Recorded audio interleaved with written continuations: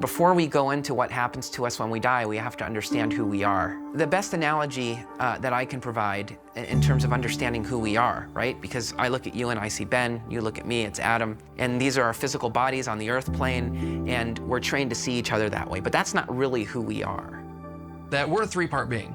You know, we all have a body. Yeah. You know, we all have a soul. That's our mind, our will, and our emotions. Yeah, what we think, what we feel, what we experience, but it's the real you, the spirit, that goes on. So the physical body, you know, it decays, it deteriorates, it does everything we think it does. If you think that it's sort of ashes to ashes, dust to dust. I think whatever happens to us, to our soul, to our spiritual body is completely separate from the actual physical body. I think that's something where we borrow a physical body for this world, if you will. And when we pass on, that physical body is done, well, maybe we are not.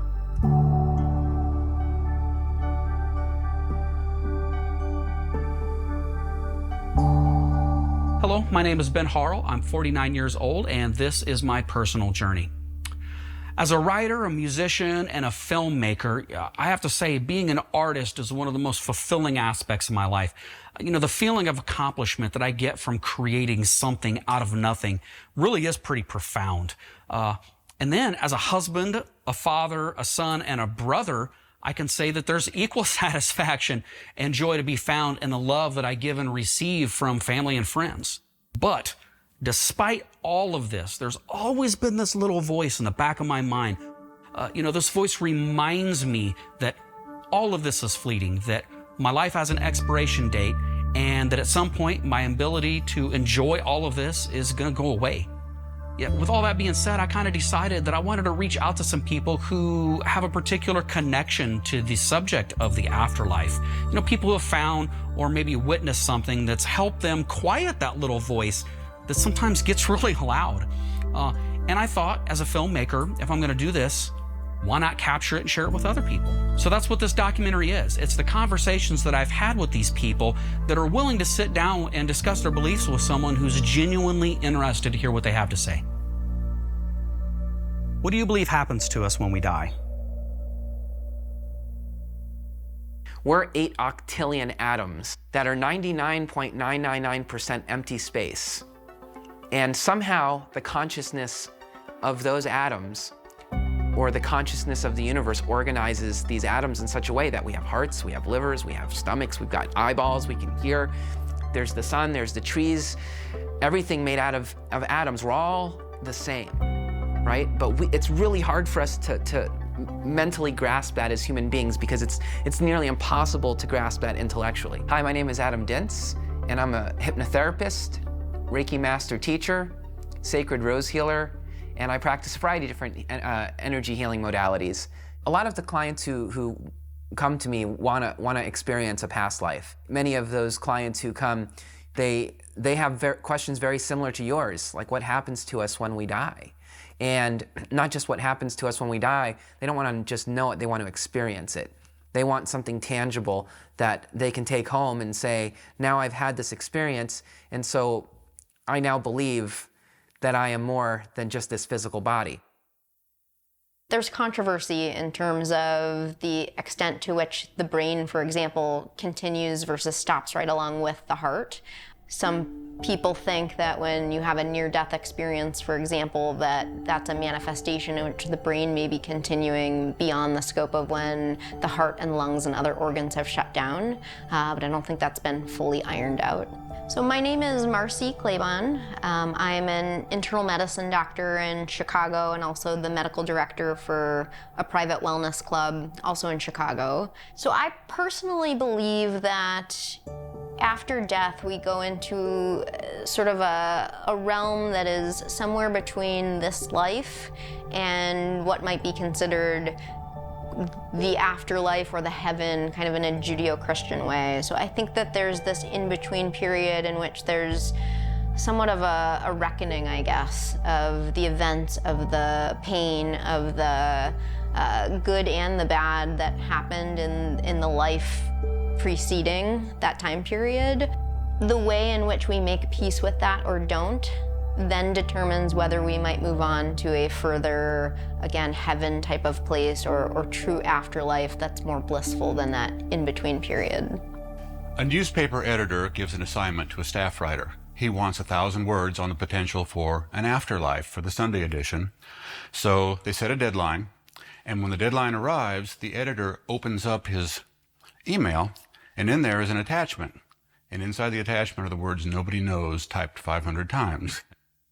My full name is Benjamin David Watkins. I'm 57 years old.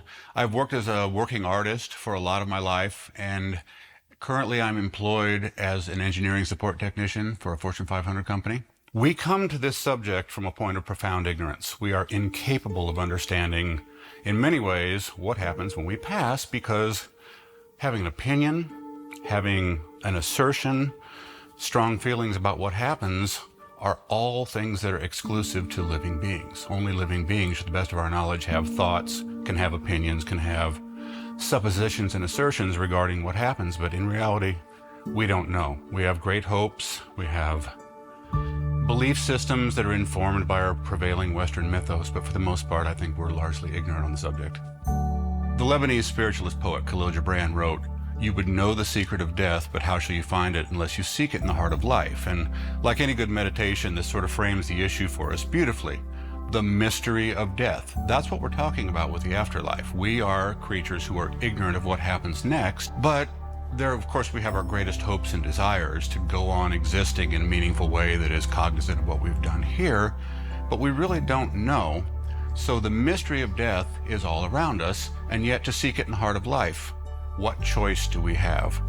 I wasn't raised necessarily particularly religious, and as a kid, I actually used to go to like Catholic church with my friends, and then I'd go to temple with my Jewish friends, and so I was exposed to a lot of different religions. I actually had a friend from South Africa when I was in 6th grade, and she used to take me to the Baha'i temple. My name is Sandra Subotic. I am a doctor of Eastern Therapies, and I'm the director of Eastern Therapies at a wellness center here in Chicago. I sort of was raised kind of around a lot of religions, and I didn't have one specifically put on me. When I was about 5 years old, right after my grandfather had passed, I remember him coming to me, middle of the day, I was taking a nap, showed up in my room, we had a full-on conversation. I like to say that I've been like this since I was a kid, but when you're a kid, you kind of don't know that everybody doesn't function this way. And then it wasn't until later on when I sort of started exploring these other things and exploring the metaphysical and going to Eastern medicine school that things started amping up, because I started learning different things, and I learned how to meditate, and I learned how to do all of these different things. And so then that started to sort of increase my awareness and my ability to do these things. So yeah, it was never really taught to me. I kind of just have always been that way. So born and raised Catholic, I've always known heaven and hell. Heaven and hell, it's two places you're going to go depending on how you live your life. As I've matured and as life situations have happened, I still believe there's a heaven and a hell, but I don't know that I believe it's as drastic. My name is Valerie Jordan, and I am the Director of Oncology here at HSHS St. Mary's Hospital. And I've been here for 27 years, started as a therapist and kind of worked my way up to director. So after a patient's diagnosed with cancer, we're blessed that we get to walk the journey with them, not knowing what the outcome is going to be. You know, they've been given a diagnosis that sometimes is fatal for them. Sometimes they know that their life is going to end in, 3 to 6 months. Who knows? Maybe that's the time frame they've given. But the tenacity and the will that they have to fight, and how they allow us in their hearts and in their lives to fight with them is incredible. It inspires me every single day. I truly think that the afterlife is just a state of being. We in this human body, this human suit, have time. We have, a chunk of time where I think God said, here you are, live your life in this chunk of time. And I think that it's all about relationships to me. It's a relationship you have with God or whatever your higher power is. That's all he wants.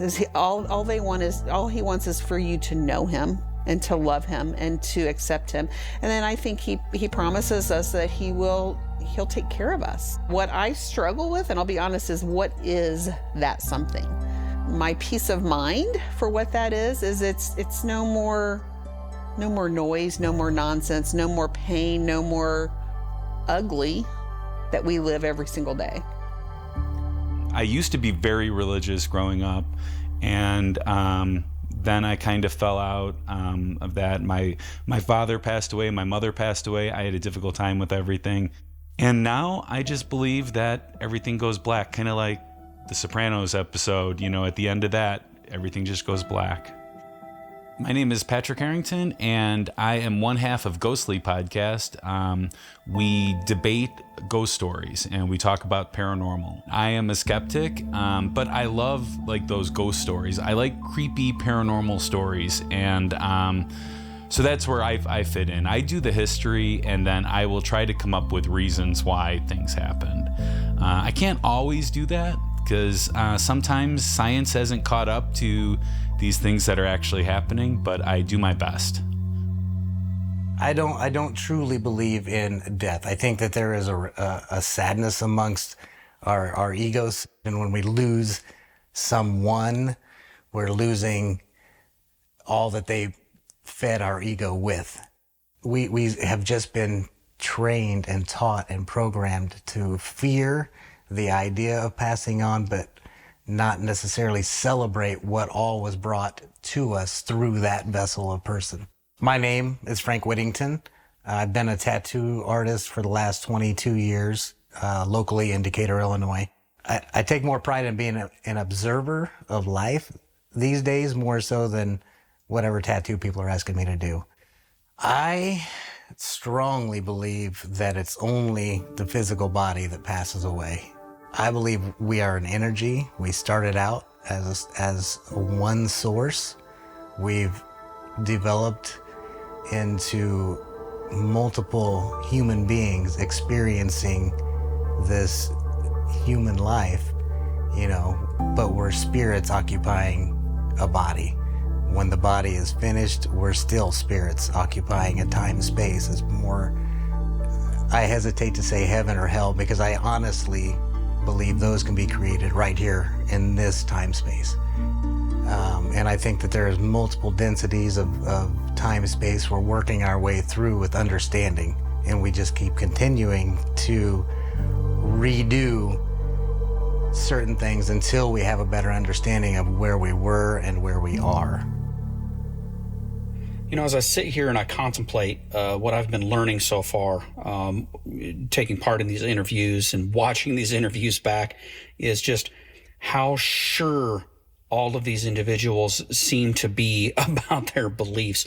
I mean, I know they talk about some of the doubts that they have, but they just all seem so certain and so sure about what they believe when it comes to the afterlife. I'm not gonna lie, I'm kind of jealous of that. I'm so unsure about what's going to happen to us after we die. I don't have that level of confidence, and I have to imagine that just feels so comforting to have that level of security when it comes to that belief. And I just don't have that. And I like I said, I really wish I did. I'm also really surprised at, you know, how many people from different walks of life all kind of have the same beliefs. I mean, you know, you always hear that, you know, of course, Christians all believe the same things. Atheists all kind of have the same kind of beliefs. People who believe in the paranormal all kind of believe the same thing. But how much of that is interwoven? How much of that, how much of those beliefs from all those different types of systems, how many similarities there are between all of that? It just amazes me. I have to say, I'm really excited to see where this progresses based on what I'm seeing so far, because it seems like it's heading in this really positive direction. All these people are really upbeat, they're really positive, they're really confident, they're really sure about themselves, and they all seem to be genuinely at peace with where they're at. And I'm not at peace with where I'm at. So I'm very much looking forward to this journey that I'm on, you know, continuing this journey, because I want that peace. And I'm hoping that by talking to all of these people, that they're going to let me in on their secret somehow, and I'm going to get to enjoy some of that peace and some of that comfort of knowing an answer to at least some of these questions as I progress. Were you raised in your current belief system, or did you break away from tradition? I admire people who arrive at one place in life when they are young and impressionable and then find their way to another place based on the things they've experienced, the evidence, the information they've processed. A lot of authors I've read have, of course, changed my view on what is possible for humans to know, what we may experience or what we may understand in the long run in the spiritual sense. The world that you grow up in and whether you're inspired by it often has a lot to do with whether you feel a spiritual component in your existence. I was very fortunate that my mother's mother had a house in Nova Scotia, and the landscape in the maritime provinces of Eastern Canada is absolutely stunningly beautiful, and the fog is a large part of your daily existence up there. And when you are shrouded in fog and in silence and the quiet of your own thoughts, I think it precipitates a certain type of thinking and makes you ponder mystery of life a bit more than you might here in the flatlands. When I truly want to have transcendent moments, it's always out somewhere where I can be in the presence of my thoughts and nature. I think we are interactive with nature in nonverbal ways that very few of us really understand or bother to engage in this modern world. We're constantly distracted by shiny things going beep and bling and whatnot. Nothing wrong with that either. I benefit greatly from the technology that allows all of us to have the privilege we do in the modern world, but turning it off and remembering where we came from, I think is important. I was raised by my father. He was a single dad, and my dad was an atheist. And so I didn't really grow up with a sense of religion or faith in my life. But for whatever reason, there was always a hole. There was always this emptiness in my heart that, and I knew that I needed to figure out what it is. And so at about the age of 16, I started to explore more as I met, getting into high school, and I met people who were really getting more into their own individual faiths. I said, okay, I want to study all of these different religions and figure out what I believe. And so I studied Wicca, which is white magic, witchcraft. I studied Christianity, I studied Judaism. I mean, I spent a lot of time really exploring what my beliefs were. And at 17, I converted to Christianity.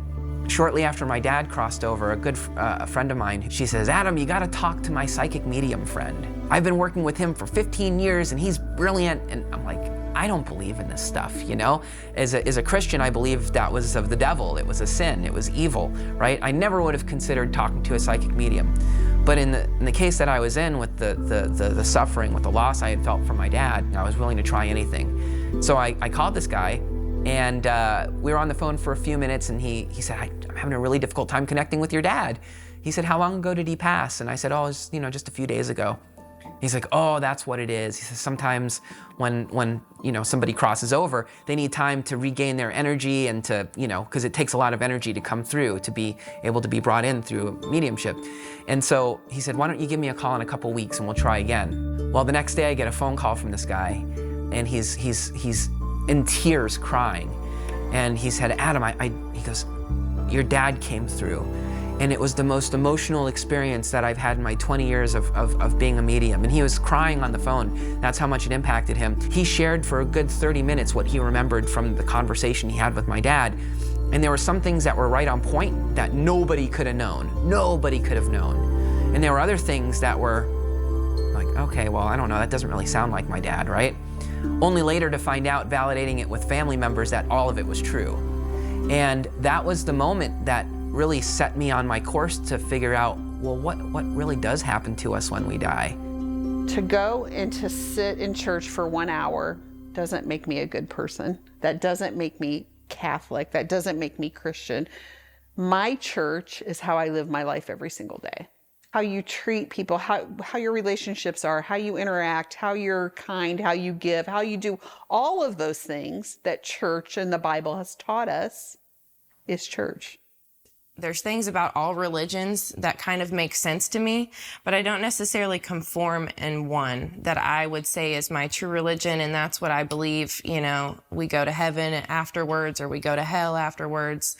I kind of believe in the idea of karma and working towards the best person that I can be through my life, and I feel like that will in turn kind of project what will happen afterwards. My name's Nicole Whittington. I have been a nurse for about 6 years now. Most of my work has been in long-term care. I've had a little experience in hospice.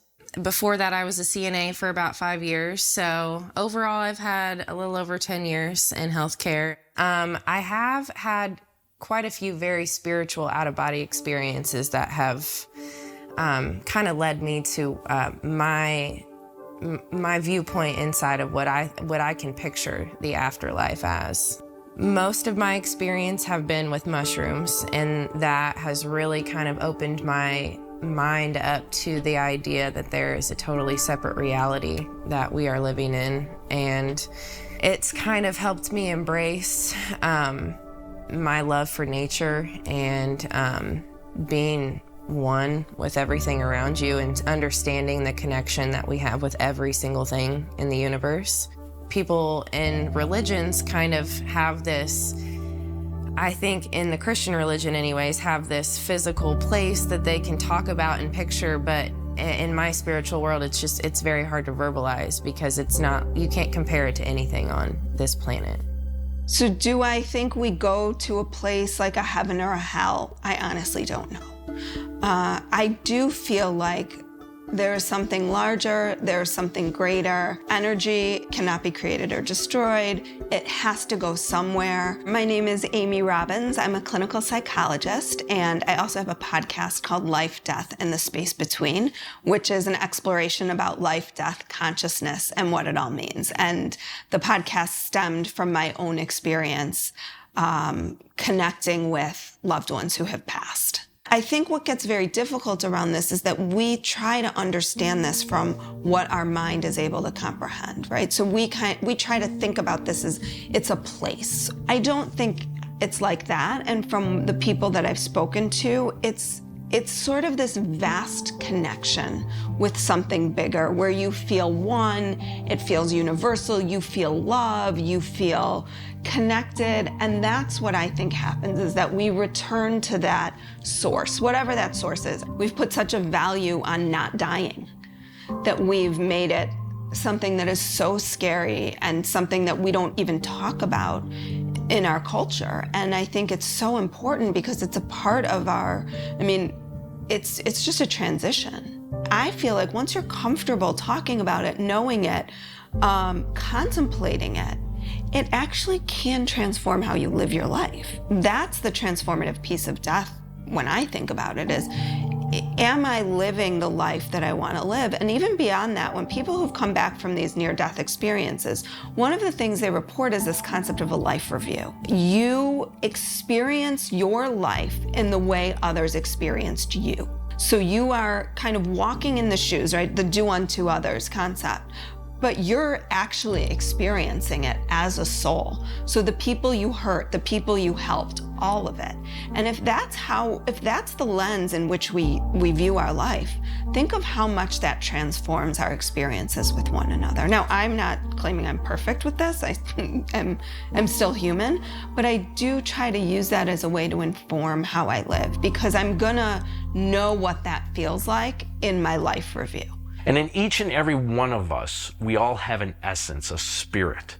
I don't believe that this is all it is that we just die when our body dies. I don't believe that.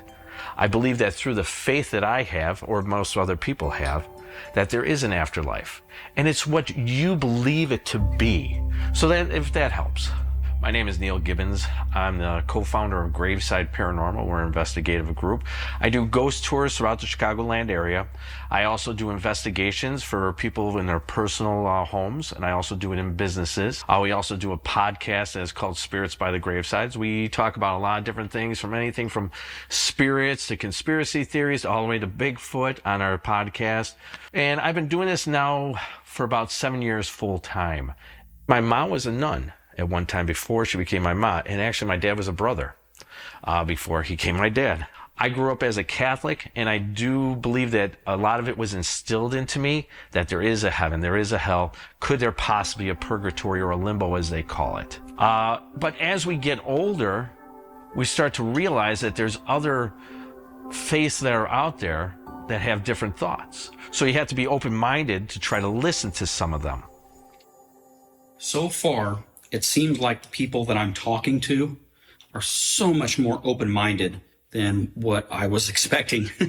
Yeah, I mean, my entire life I was kind of brought up in this environment where the expectation was people who had these really solid belief systems were really closed off and closed-minded. I mean, yeah, the people I'm talking to, they're pretty confident in their beliefs, but they're not closed-minded. Everybody that I talk to so far are what I would kind of call seekers of truth. They're looking, they're continuing to look for the answers. Even though they have a pretty firm grasp on what they believe, they're still wanting to look for more answers. And I don't know, I just didn't expect that. I didn't expect to find so many people like-minded, like myself, that were looking for these answers. And so that's kind of a breath of fresh air because it's not what I expected. Maybe we can't know what happens to us after we die because we are limited by our physical bodies. You know, maybe that's the reason why people who do psychedelics, or people who have past life regression hypnosis, or people who meditate, or people who actually have had some kind of a near-death experience, maybe that's the reason why these people have these profound, miraculous experiences, because during that short amount of time, they are untethered from their body, so to speak, and it opens them up to be able to receive things that we in our normal day-to-day just can't receive because we're stuck here and we just can't let it go. I didn't have any roots as a Christian. I just knew that, okay, if I have Jesus in my life, I know that my name is written in the Lamb's Book of Life. When this life's over, I'm in heaven, cool. And in college, I was bombarded with all kinds of philosophy and biology and all this stuff. I remember being in an auditorium, hundreds of people, and this biology teacher saying, I dare any of you to try to tell me about creationism. And I felt like I was constantly being assaulted about what I held in my heart as faith in Jesus. I began to start going, well, you know, why do I believe what I believe?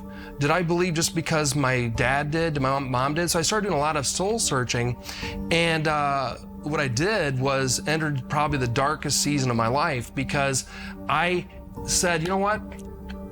I'm not believing in any of this anymore. It's tough when you experience real joy, real peace, then all of a sudden it's gone. I felt like there was this tiny, tiny thread that wasn't severed, that I was still holding on. I knew in the very depths of my core I was going to turn back because the emptiness I felt. I'm saying I'm walking away from everything, but and in that moment, I'm like, what am I doing? My mother, who again was raised Catholic, but always has been a spiritual seeking person, she bought at a garage sale a 50-cent glow-in-the-dark 1990s Parker's Brothers vintage Ouija board. And one night in 2019, I was at my parents' home. I was bored after dinner, and I randomly thought, I'm gonna dabble with this Ouija board. I lit a candle, I said a prayer, I welcomed in, you know, whatever ghosts or spirits wanted to speak with me. And I found in that moment that I was actually getting pretty profound responses to my questions. You know, I was getting responses that seemed more powerful and more insightful than what I would be giving from my own subconscious, or from what I would be giving even from my own conscious. And at that point, still didn't do much with it. I went back over the Christmas holidays, dabbled with the board again, and ultimately ended up bringing it back to my apartment in Chicago. And one night, I took the board out, and I had asked a friend, you know, can I ask a question about your life? Because I've kind of run out of things to ask this board. And in the midst of this, and sort of relatively suddenly, the board spelled out, ghosts don't like being ghosts. I said, do you have a name? The board spelled out, I have not one name, but two, Grocery Store Leonard. From that evening on, I guess you could say I made friends with Leonard. Speaking through this Ouija board, I would ask questions, and through these conversations, it was communicated to me through Leonard, my new friend, that there was something, he referred to it as the after. And my understanding again in chatting with Leonard was that kind of to get to the after required, again, like this degree of detachment from this world to make peace with that release from, again, pain and everything that had happened and a reconciling to get there. So it was pretty profound. And I can tell you I'm, well educated. I'm trained in evidence-based science. So this was a crazily unique experience, but it was very, very real. And I actually wrote down pretty verbatim many of the conversations that I had with Leonard in the context of this time. I was meditating one day and I had this vision, and I saw, like, because you have to, it was Zen Buddhism, so you face the wall. You don't even face like the altar. You face a blank wall. But there was a shadow on the wall, and the shadow was giving me these like I was thinking I was seeing something like Mother Earth giving birth or something like that. And it was really something that hit me. And I waited a couple times, and finally I was there with the monk guy, and I said, I had this vision, and I would love to tell you about it. And I started telling him, and he said, don't worry, that'll pass. And I was like, no, you don't understand. I had this vision. This is a good thing. And he said, don't worry, that'll pass. And then we were we were talking after the meditation, and he was telling a story about this Zen master that before he became a master, he went to his teacher and he said, everything is cloudy today. I don't think there's any way I'm going to achieve enlightenment today. And the Zen master said, don't worry, that'll pass. And then he came back the next day and he said, you know what? The clouds have lifted and I feel completely enlightened. And he said, don't worry, that'll pass. And that right there is the moment that I became an atheist. It all clicked in that all these experiences that I've had are gonna pass. And it's fine, and it's okay. Do you ever have doubts about your beliefs? I doubt it all the time, still.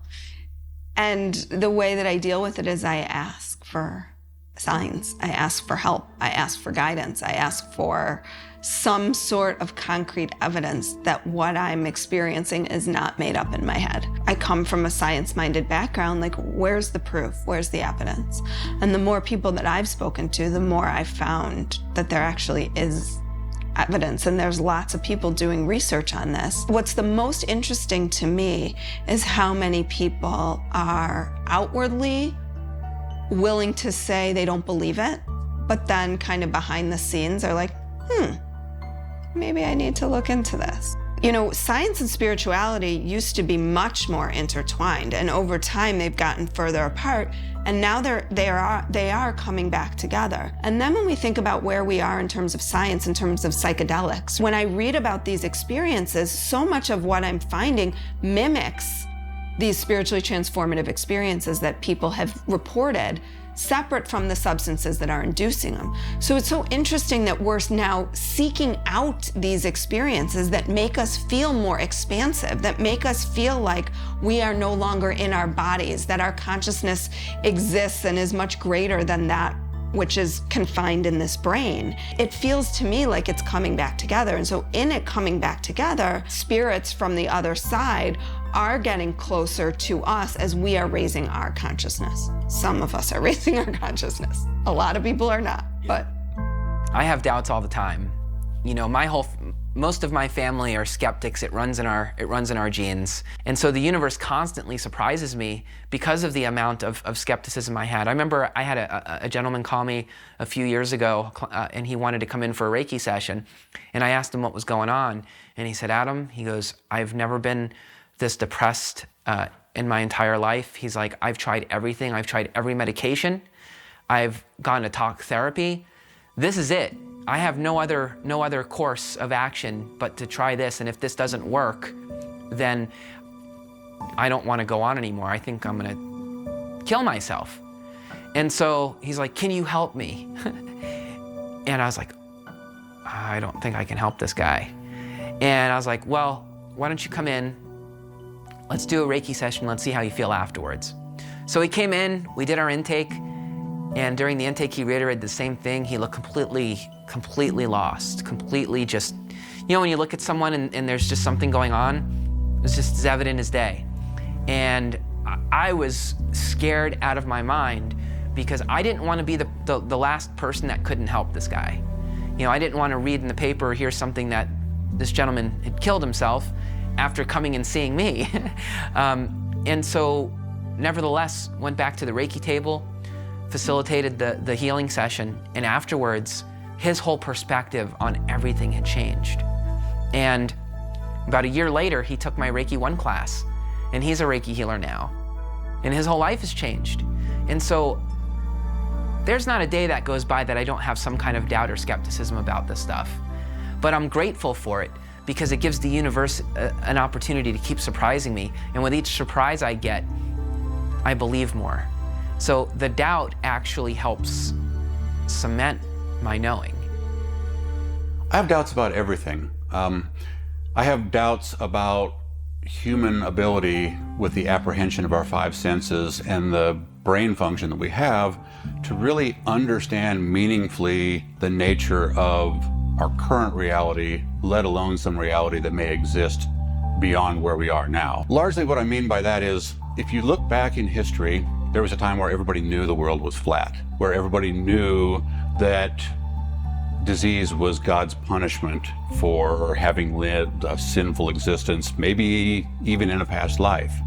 And yet technology constantly chips away at our view of the world and then gives us astounding new views. When von Leeuwenhoek invented the microscope, suddenly the world of microbes was there, and we could notice that a person who was infested with some horrible disease happened to have a microbial profile that was much different from a healthy person. And so we, through our technological evolution, continually unveil the true nature of reality. Our human eyes cannot see infrared, and yet mosquitoes find us in the dark with it. Well, most of us think we're smarter than mosquitoes, but in reality, they have a way of seeing things that we don't. I think that for the most part, we don't really get to experience reality beyond a small sliver that is available to our senses and what we can compute with our brain mass. I had a lot of doubts about the context of the Holy Bible because I understood, even at a young age, how the game telephone works. I also understood that some words are not translatable from one language to another language, so how could we have one book of context or content written in all these languages, keeping exactly the same vibe throughout, from culture to culture to culture to culture? To me, the plausibility is very little. I think that there's good framework for moral compass value within it, but it gave me a lot of discomfort to make that my only saving grace. If this one book of work is the be all to end all, everyone would have it, own it, trust it, and believe it. But there was too many that I saw them tell me they truly believe everything in here, but they were not living up to that standard. That was really confusing, especially for a child mind, you know what I mean? And we've probably all been there at some point, and that's when I questioned it. But it was questions that never got answers. But there will try to be times where in my mind, I'll think, well, you sure about that? And I know that there's things out there that could really challenge beliefs. And it's like she talked about earlier about planting seeds. Do I want to put seeds of doubt in something that I don't want to spring up? Of course not. So when a thought of, well, are you sure about that? Or what do you think about that? Is that really what you believe? I just don't even entertain that now because I feel like I've already done that. I've already walked that road and I ended up empty as I could have ever been.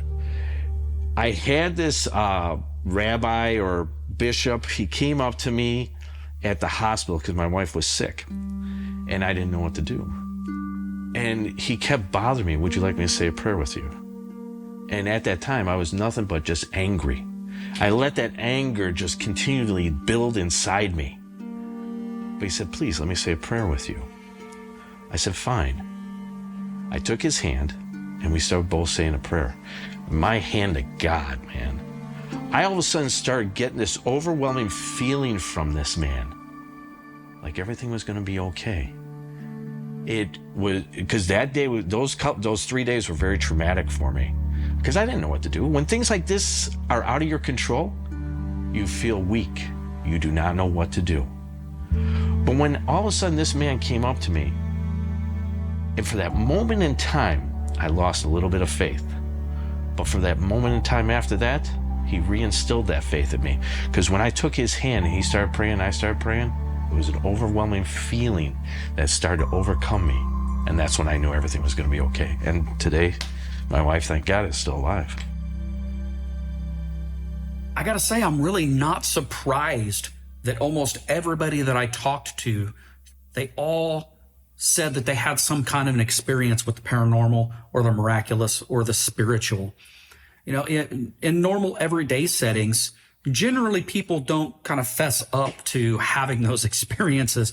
Usually, you know, when you ask them, you know, have you ever seen a ghost? You see this shame kind of wash over their face, or confusion wash over their face, or denial, where they just don't want to talk about it. But, you know, if you pry a little bit and you give them a little bit of time, usually within a few minutes, everybody that you talk to, they'll open up and they'll end up telling you about a time that they had experienced a ghost, or maybe a family member had experienced something that they couldn't explain. And honestly, I'm no stranger to that. You know, I've had things that have happened to me throughout my entire life that I just can't explain through conventional means. Being a practicing atheist, or not believing in any kind of an afterlife or any kind of a deity, and then being subjected to these things that I can't explain, wow, that is really hard to kind of marry mentally in my brain, because they're conflicting. But the thing that I like about this journey the most so far is all these people that I've talked to, they've had really good ways to explain to me how you can believe in the afterlife and you can believe in the paranormal and still have that analytical mind and look at it from an analytical perspective or a scientific perspective. And that's something I hadn't really considered before. You know, I always thought that I had to keep that divided. I had to either deny my atheism or deny my analytical thinking process, or I had to deny ghosts, or I had to deny paranormal activity, or I had to deny the possibility of an afterlife. And being able to put those two together and having these people explain to me how some of that process could work, man, what a relief it is. Have you ever witnessed a death? I think whenever I was younger, the first time that I went to a visitation and a funeral, it definitely, I'll never forget that first person that I saw. And same thing in nursing, I'll never forget that first person that I had to care for after they died. Because that's a big part of nursing, is you have to clean them up, and you have a little kind of routine that you have to do with the body afterwards. I know a lot of people handle it differently. There's some nurses that the first thing they do is they go into the room and they open up the windows, and they feel like it helps let the spirits out. I've seen, you know, a lot of nurses pray, and a lot of people handle it differently. My way is just kind of putting on my shield and my armor and just going in there and doing it, and trying not to get too emotionally invested in it. But it is, it's really different the first time you have to do it. And I think that you just have to do it so often that it just becomes another part of nursing care. I've sat with people that are dying, and this is where I find the beauty and the peace of it, honestly. Just to watch someone close their eyes and not open them again is powerful. And to think of, honestly, that chapter in everybody's life that was involved with that person is done. It's closed. And I sat with my grandmother when she died. Again, Catholic family, the most beautiful thing. She had 14 children. All 14 were there when she passed, and they prayed the rosary around her. I believe that people hold on for what they want to hold on to till their last breath. They want to finish the business if they can.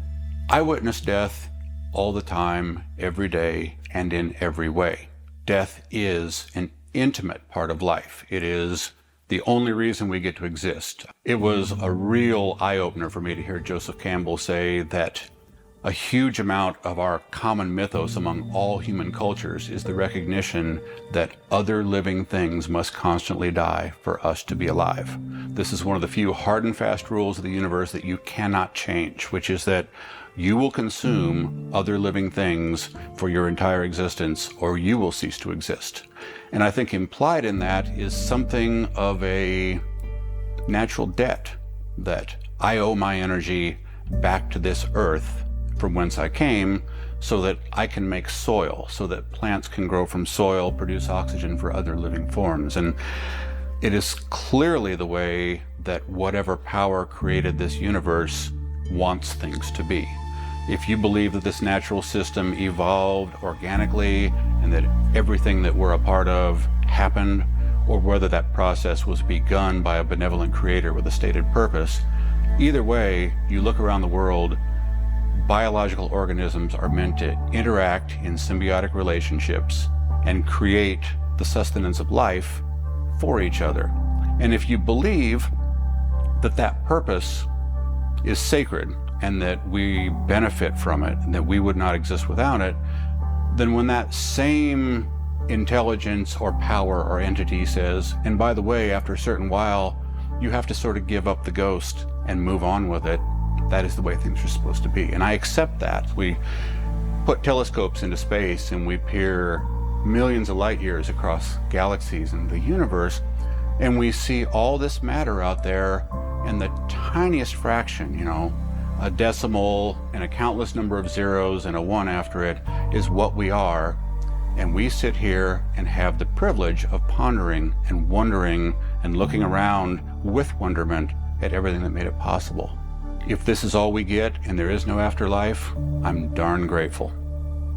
I haven't witnessed a death, but when my dad, as I mentioned earlier, when he was in his car accident, I flew out, I went to the Cape, and I was told that my dad's car was at the impound lot and I needed to go, pay the tow company and just give him possession of the car because I knew my dad was never coming out of the hospital. And so I went up and I paid the guy, and he gave me the keys and he said, go get the stuff out of your dad's car, whatever you want to take. He had some stuff in there. So I go over to the car, I open the door and I go inside and I look up and the whole ceiling of the car is covered in blood. And it was still wet. And there was blood that had dripped from the top of the car down onto the seats. And it was just blood everywhere. In 2017, I was diagnosed with PTSD related to loss because of what happened in that experience with my dad. It's potent. It's potent and I can only imagine how traumatic it is to see somebody die. Fortunately, that was also the catalyst, as I mentioned earlier too, which set me on my journey and to learn more about who I am and what I believe spiritually.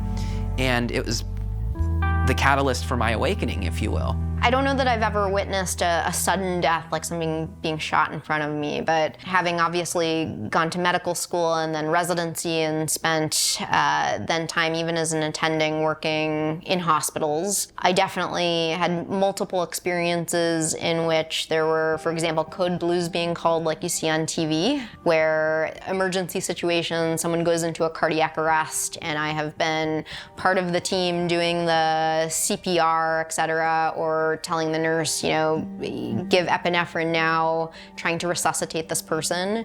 And I have seen many of those cases actually where the patient doesn't make it and you're there present watching death because they can't be resuscitated with CPR. There have been times where you would hold the hand of somebody one morning on rounds and see how they were feeling, make sure they were comfortable, speak with them, have full conversations, maybe check in on them in the afternoon, and come in the next morning and they had passed. When you experience that within the realm of a medical career, you kind of almost learn to sort of separate yourself and shut off what would otherwise be a really powerful, potent, and somewhat traumatizing human experience. For better or worse, in a way, you're like, maybe death should be this bigger thing, but for me it was, we saw a few deaths on Tuesday night, and I think maybe that contributed to why I've never really been afraid of the topic or afraid of the concept of death. It's too profound to be able to have this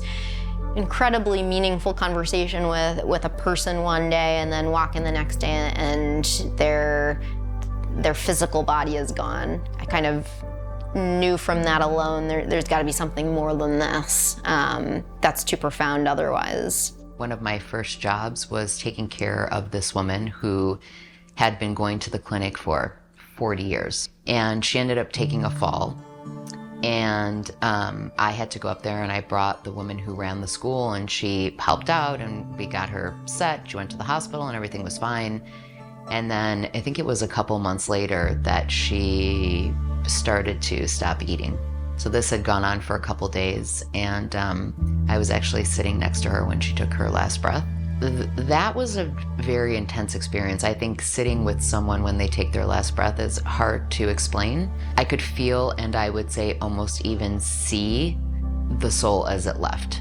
You could see it was a very specific transition of what she looked like and what I was experiencing, even sitting in the room, and then what it looked like and what it felt as it was transitioning out. It's kind of hard to put into words, but it was a poignant experience, absolutely. I witnessed my father's passing, and at that time, I was still blissfully unaware of myself. My dad and I were not terribly close through the early part of my life. We made amends toward the end of his life.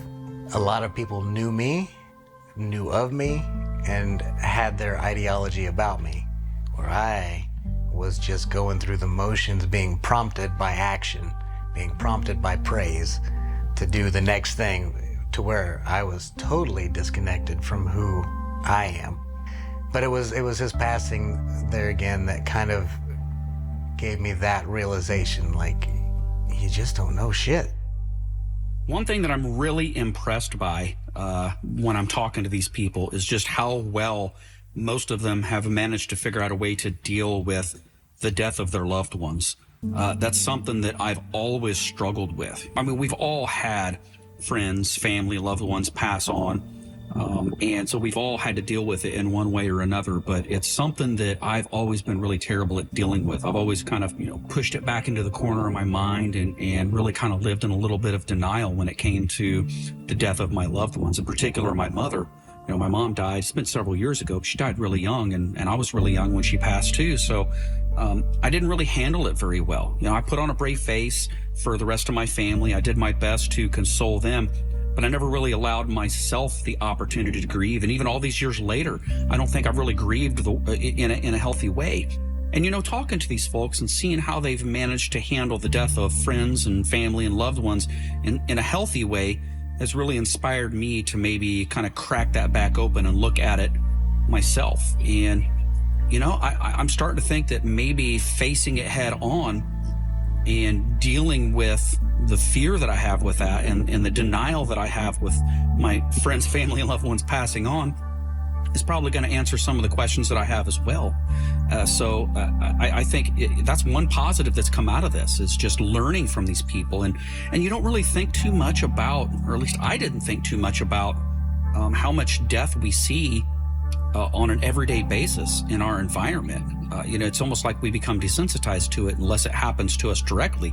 And even then, sometimes we're desensitized to it. And so it's interesting to talk to these people to see how they've managed it, how they deal with it, how they come to terms with it, and how they still move on from a really healthy emotional perspective. So there's a lot to learn here. Is there any aspect of the afterlife that scares you? Is there any aspect that brings you joy?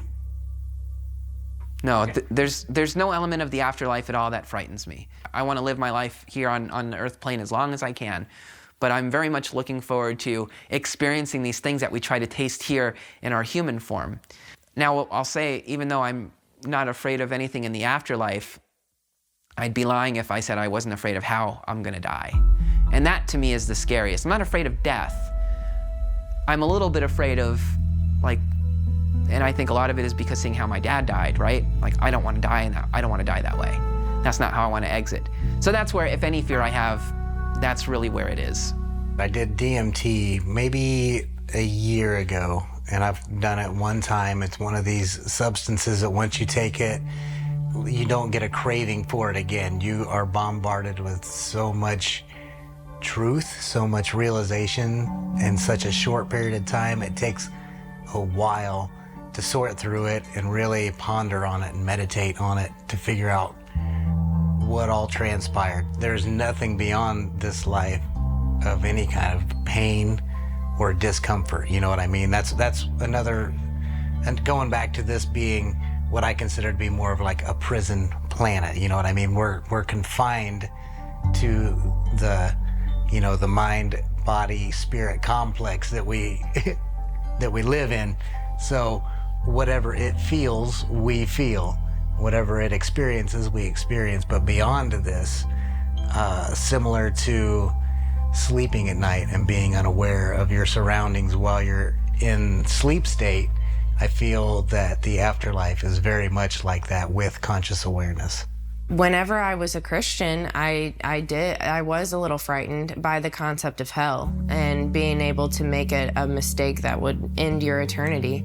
But now that I have freed my mind of feeling that trap of heaven or hell and having to conform into that certain viewpoint or else, it's definitely taken away my fears. And also having that DMT experience where I feel like I possibly went to that spiritual world where I will go when I die, and having that peace that it's going to be okay, there really isn't any fears. And even if somebody doesn't believe quite like I believe, I don't fear for them when they die. Because I think that everybody's own belief, whatever it is, you know, as long as they're okay and at peace with it when they die, then there's nothing more anybody could have done. So I'm not afraid to die. I'm not afraid of that aspect of it. I'm afraid that this life that I have would not be remembered at all. So doing something like this is good. I mean, hopefully people watch it long after I'm gone, and they can take value of anything that I said or just get a good laugh at my stupidity in it. And every minute that I spend not doing something productive or creative, I feel like it's a waste. And I think it has to do with my father dying when I was young. I view time very different than everyone else. To me, I get very impatient about things. I'm like OCD when it comes to time. If I'm supposed to be someplace at 10 o'clock, I'm there at 9:45. And I'll sit in my car and wait. I mean, I do that often. I'll get to a place a half hour early and I'll just wait because I'm like, I don't want to cause anybody else to waste their time. Time just means so much to me. I believe that the people that go before me, my loved ones that have gone before me, are lucky in a way because I believe that they do not have to struggle with the grief of losing me. It's because of how much I've gone through in my life, how many people have died, that I have to find some kind of positive point about them going before me, and it's that they do not have to witness my death. It's not that, in my belief, that God has to forgive you, or this person has to forgive you for the crime that you did, or the thing that you did to them. It's you. It's you and yourself. So I wondered to myself, can I find that forgiveness? I'm a sensitive, I hear voices in my left ear and I get impressions, okay? And it seems the more and more I do this, the more and more stronger I come to this, and actually I get sick. I always meditate before I go and do these ghost tours. It's very important because you do go through places that are truly haunted and there's attachments. And I was laying there and I always fall asleep.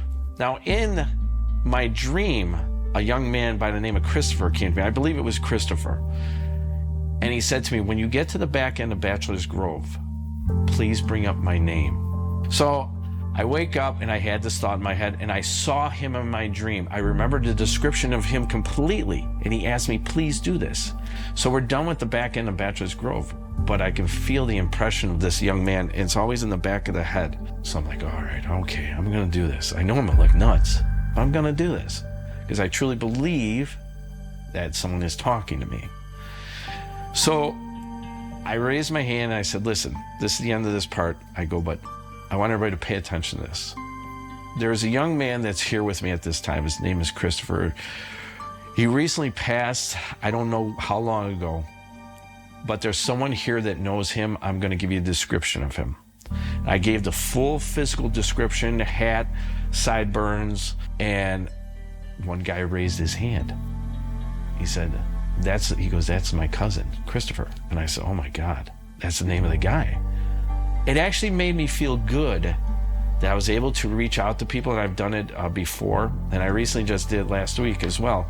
It's good to know that sometimes people feel good after that. And that's the main thing, is that they feel good. You know, and I feel good knowing that, you know, maybe something good happened with them. So it's not like I can do it like that. It just happens when it happens. So it made me feel good. So I'm at the airport today, enjoying a flight delay of all things. And you know, anytime I find myself in a situation like this where I have a couple of hours, it gives me the opportunity to kind of sit back and reflect on a lot of the things that I've learned on this journey so far.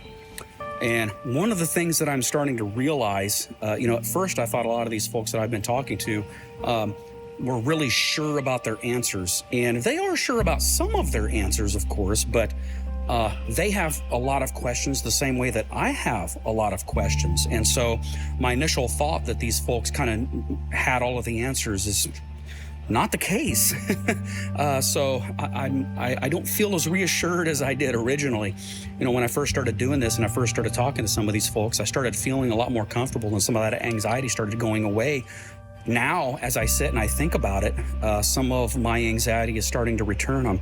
Now I'm starting to sleep poorly at night again while I lay back and think about this stuff, because I'm not really getting the answers that I wanted. I am, but I'm not. So it's kind of twofold. You know, it's that old adage where every question that gets answered gives rise to 5 more questions that you end up having. And so what's happened through this is some of the initial questions that I wanted answered have been answered, but it's bred so many more questions, which has created so many more doubts, and which has created so much more anxiety for me when it comes to trying to find an answer to all of this. And so I don't really feel as comfortable now as I did when I first started this. And that's kind of difficult to deal with. And I'm hoping, you know, as I progress through this and as I reflect more, I'm still hoping that maybe I'm going to find those more answers than new questions. But maybe that's not what it's about. Maybe, I don't know, maybe it's about the journey. Maybe it's not about the result. And if that's the case, that's something that I'm going to have to come to terms with. People that I love, anyone that I've ever met that maybe has shoved God away, that are like, I don't have nothing to do with him. Yeah. That they won't be there. And what pains my heart is generally it's a misunderstanding of who they think God is. That, well, I got to stop this, I got to quit this, I got to be like this, I got to wear that, I've got to, and they think it's this book of don'ts, and they've stiff-armed God because they think of all these things that they can't do anymore. They've missed the point. And if they miss the point for those reasons, and they've missed out on eternity because of that, that breaks my heart. Probably the unknown.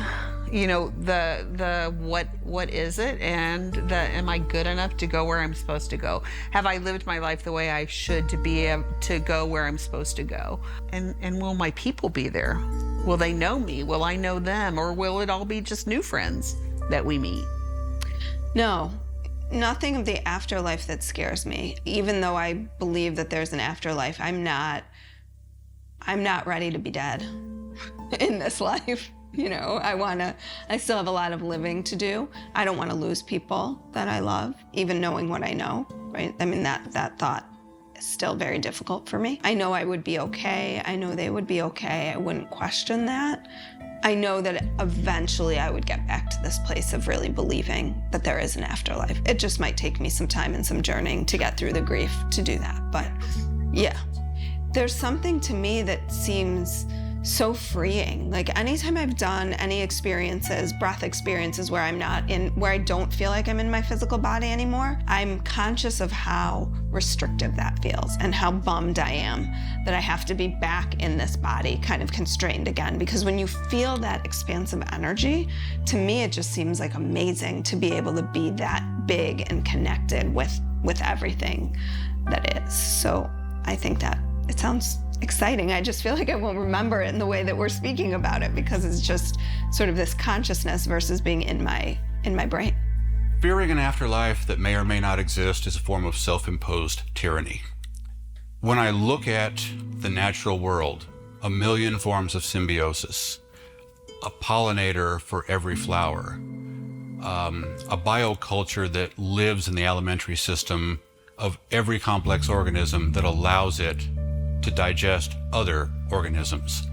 All this stuff planned out. If you look around this world and you see everything that was provided to us so that we can live in a planet that, compared to what we see through the telescope, is paradise for humans. If you look at that world and imagine it to be governed by a creature or an entity or an intelligence that can't wait to torture us for the ways that our behavior did not live up to expectations while we were here, I think you're subjecting yourself to a lot of fear and stress and anxiety over something that may or may not exist. I think we grow up like in childhood with traditional religion and sort of our fairy tale concept of spirituality as a child, thinking maybe that when you die you go to heaven, or that it's just this like blissful entity, hard to explain, but you know, a grandparent would pass and oh, they're in heaven now. And I think what I've come to learn and personally believe is that it's a bit more complicated than that. The concept that there is something that comes after this is in and of itself very comforting. Even if there is a limbo land, or even if there is a world where we haven't completely gotten rid of all of the challenges, there is something that we have the opportunity to transcend to that is beautiful and peaceful and, you know, what we ultimately would consider, like I said, almost like heaven. One thing that has completely baffled me throughout this entire journey is just how it seems that there are so many people that I've talked to that just don't seem to have a fear of death or a fear of what's going to happen to them after they die. And that thought just doesn't make sense in my brain. I have spent every day of my life, ever since I was a little kid, going to my great-grandmother's funeral and then watching other friends and loved ones pass throughout my entire life. I've been scared of the thought of what's going to happen to me after I die every single day. And to see people not let that have an emotional and a psychological effect on them, it doesn't even compute. I don't understand how that doesn't trigger fear in them. It's a complete foreign idea to me to think that you can see your demise coming and not really have any fear of it. One of the things that I did do during this journey to try to help, I guess, alleviate some of that fear is I asked Adam Dentz to do a past life regression hypnosis therapy session on me. I saw things during that I really cannot explain, that seemed paranormal or miraculous or spiritual in nature that I wasn't expecting. It's the first time I've ever been hypnotized, so I didn't know what to expect. But I also went into it with a completely open mind. And I have to say, at first, it scared the hell out of me. I'm not gonna lie, it really scared me. But then after I've had time to think about it, it started comforting me a little bit, because I was like, okay, well, maybe this is the proof that I was looking for. Maybe this is what I needed, you know, to see that I had maybe had previous lives, and then seeing that and bearing witness to that. I mean, it shook me, and then it comforted me. Then it made me anxious again. And I think the reason why is because without the hypnosis session, I have no memory of any of that. So if I did indeed live these past lives, and these memories and these things that I saw were visions of lives I've lived previously, the fact that I can't recall that on just whenever I want, it creates a whole other set of anxiety for me, because to me that's almost the same as being an atheist. If I don't get to remember these past lives, what good are they? I mean, that's the question that I have, you know, and the thought that we all kind of blend into this ultimate universal consciousness is another thing that I don't know if I'm really comfortable with or not either, because you know, we as human beings, we're ego-driven, we're ego-based. We are very conscious of ourselves, our sense of self. And the thought that we would, after we die, become something greater and lose ourselves and our ego and what makes us us, lose that into some kind of a general consciousness, permanently, temporarily, whatever the case is, until we get an opportunity to get born into another life, and then we don't remember anything from our previous lives. It almost feels sometimes like that may be worse than nothing, because either way, I'm disappearing. And I just, man, I don't know how I feel about that. I'm hoping that over the course of the next several weeks and several months, as I have more time to reflect on this, I'm hoping that I'll start to get some more comfort. And to be honest with you, I'll probably do some more spiritual things like the past life regression hypnosis in the future. Maybe do some Reiki healing sessions, maybe even some more unorthodox treatments, so to speak, to try to find, you know, some inner consciousness, or try to find my spirituality, or try to gather more information on previous lives that I may have lived. Maybe if I find more proof, or if I see more things, or when I find out more, maybe I'll start gathering some of that initial comfort that I had at first. And maybe we don't disappear into the general consciousness. Maybe we do get to keep our sense of selves, or our ego. And if that's the case, I sure hope so, because you know, the thought of disappearing is probably the part of dying or the afterlife that scares me the most. What message do you have for the people that will view this documentary? What's the takeaway? Your truth may not align with anybody else's truth. You're not meant to walk in anybody else's shadow. You're not meant to believe the same thing your parents believed. You don't have to believe the same thing your parents believed. You can have very similar beliefs, but be slightly different. It doesn't matter, because we're all always where we're supposed to be. We're all continuously unfolding as the laws of the universe dictate. You don't have to, like, plant a flag in the, you know, on the moon and say, this is ours, right? Like, this is what it has to be. But when you're open and you're curious, the world becomes much more interesting. Things just seem magical. And then life becomes more interesting and amazing. Typically, throughout human existence, there have been things that are viewed as mystical, miraculous, outside of the realm of nature. And then, within a certain amount of time, someone comes along and says, no, that lightning isn't an angry deity throwing bolts at you because you failed in your human endeavors, but rather is a discharge between the atmosphere and the ground of the earth. We constantly use science and technology to expand the limits of what humans can understand. And as we do that, a certain amount of what used to be mysterious and attributed to some unknown power suddenly is something that we can understand in fairly concise terms. My energy will get restless in this body, and this body will fail me. And at a certain point, that energy may disperse into the cosmic background. To me, faith means understanding that the powers that made all this possible have that intent, that this body is supposed to fall away from me. And if there is some shadow or harmonic or echo of the part of me that embodied this flesh and walked around self-aware in a state of animation, if all that goes away, but the energy gets to contribute to the system that made this happen, I need to be fine with that and need to understand that that is clearly the way things are supposed to be according to the powers that made all this possible.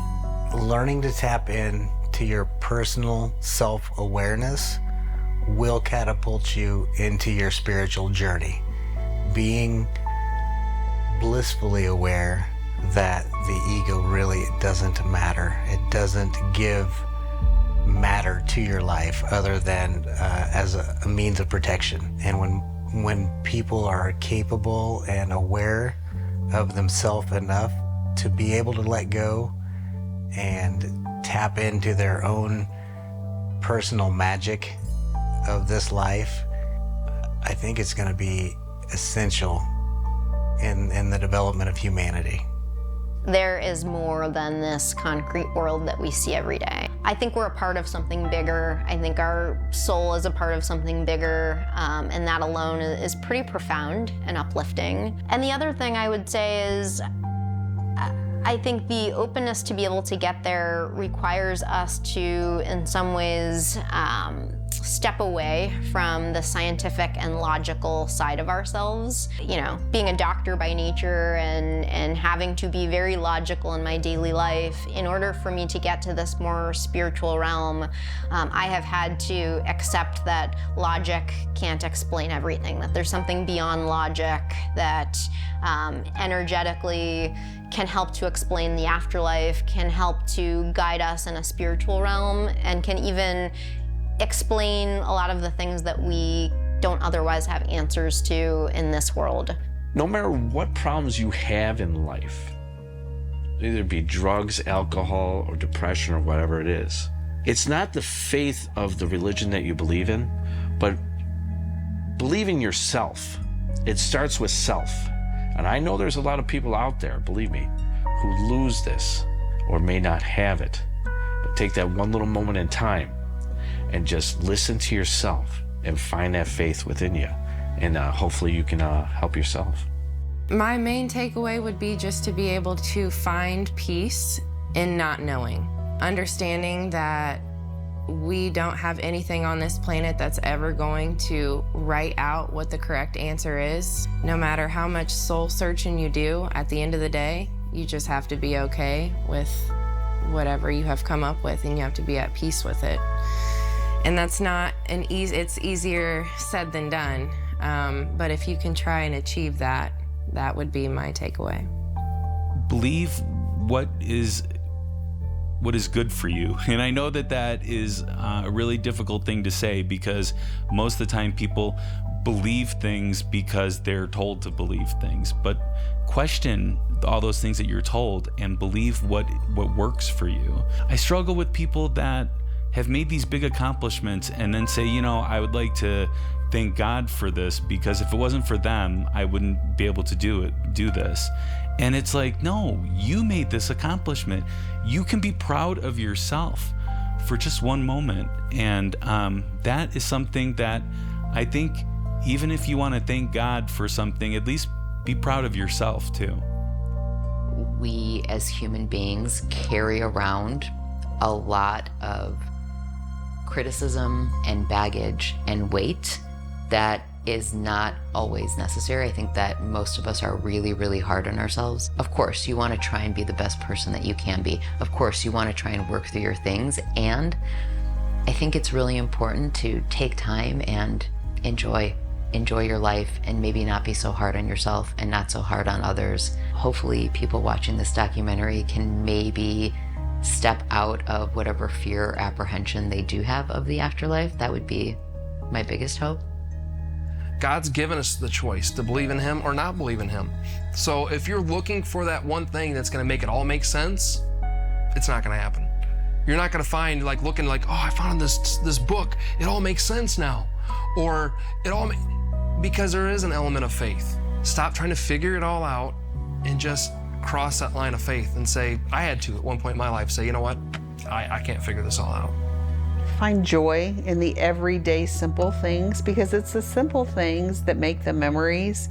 Sure, the grand vacations and all of those are wonderful, but it's the relationships, and it's the how we treat and talk to each other every day. Just be the best person you can and live life to the fullest, honestly, because we don't know when our last breath is. We don't know. So make the best of every moment you have. I think it's really important for all of us, regardless of our upbringing and regardless of what our current beliefs are, for all of us to reach out to people that have different spiritual beliefs, people from different cultures, people from different backgrounds, and ask them about their beliefs, ask them about their cultures. I think you'd be surprised at how many similarities there are between all of us across the world, regardless of where we come from, regardless of our upbringing, regardless of our religious beliefs, regardless of our spirituality. We all have this common thread of humanity, and there's so much to learn from these different cultures. So don't be scared to reach out and ask people questions. These people want to talk about their culture. They want to talk about their beliefs. They want to talk about what makes them tick. And you would be amazed at how much information from other cultures and belief systems can help you either come to terms with things that you're combating in your own belief systems or things that you're questioning about your own life, you'd really, really be amazed at how much of a difference talking to other people from different walks of life can have. And don't be afraid to tell your story. That's another lesson that I hope everybody gathers from this. We all have things that we can share that have the potential to influence and have a very positive effect on other people around us, sometimes without us even realizing it. These are the lessons that I've learned, and I think these are the lessons that all of us could learn.